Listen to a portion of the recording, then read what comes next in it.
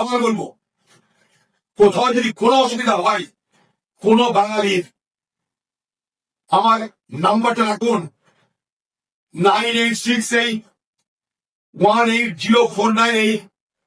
দয়া করে আমাকে মেসেজ করবেন। কোথাও যদি কোনো বাঙালি পরিবারের অসুবিধা হয়, কোথাও যদি বাংলাদেশি বলে কাউকে আক্রমণ করা হয়, মনে করে একটা কল করে দেখেন, একটা মেসেজ করে দেখেন। আপনাদের মধ্যে জানানোর ইচ্ছা আছে কিনা আছে, একটা মেসেজ করে দেখেন আপনারা। 9868180498 মেসেজ করবেন। কোনো বাঙালি যদি অসুবিধা হয় কোথাও, বাংলাদেশি যদি হয়রানি হয়, একটা মেসেজ করবেন।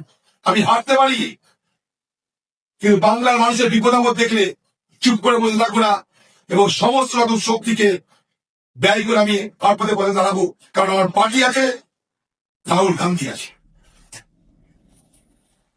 আমার কথাকে এতদিন আমরা কি করছি না? ভোটের বাদ্যি বাজার আগে কেন আমাদের ঘুম ভাঙছে? বাংলায় রুটি নেই, রুচি নেই, চাকরি নেই, শিক্ষা নেই, স্বাস্থ্য নেই, মানুষের পলায়ন ঘটছে। এই পলায়ন রুখতে আমরা কেন কিছু করতে পারলাম না?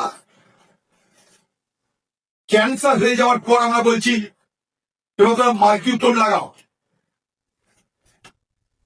শুধু দিল্লিতে জয়েন করে কটা বাঙালি জানি না, দিল্লিতে লক্ষ লক্ষ বাঙালি আছে।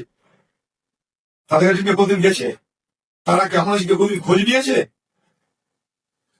আমরাও দিল্লির বাঙালিকে বলবো, এর আগেও বলেছি, যখন কোভিড হয়েছিল আমার বাড়িতে বসে আমি দিন রাত সেই কোভিড আক্রান্ত মানুষদের সহায়তা করার চেষ্টা করেছি। আবার বলবো, কোথাও যদি কোনো অসুবিধা হয় কোনো বাঙালির, আমার নাম্বারটা রাখুন 9868180498।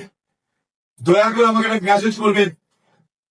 কোথাও যদি কোনো বাঙালি পরিবারের অসুবিধা হয়, কোথাও যদি বাংলাদেশি করে কাউকে আক্রমণ করা হয়, মনে করে একটা কল করে দেখেন, একটা মেসেজ করে দেখেন। আপনাদের মধ্যে জানানোর ইচ্ছা আছে কিনা আছে, একটা মেসেজ করে দেখেন আপনারা।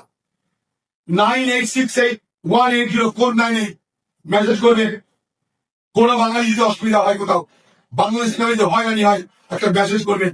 আমি হারতে পারি, কিন্তু বাংলার মানুষের বিপদ আপদ দেখলে চুপ করে বসে থাকবো না, এবং সমস্ত রকম শক্তিকে ব্যয় করে আমি আপনাদের পথে দাঁড়াবো।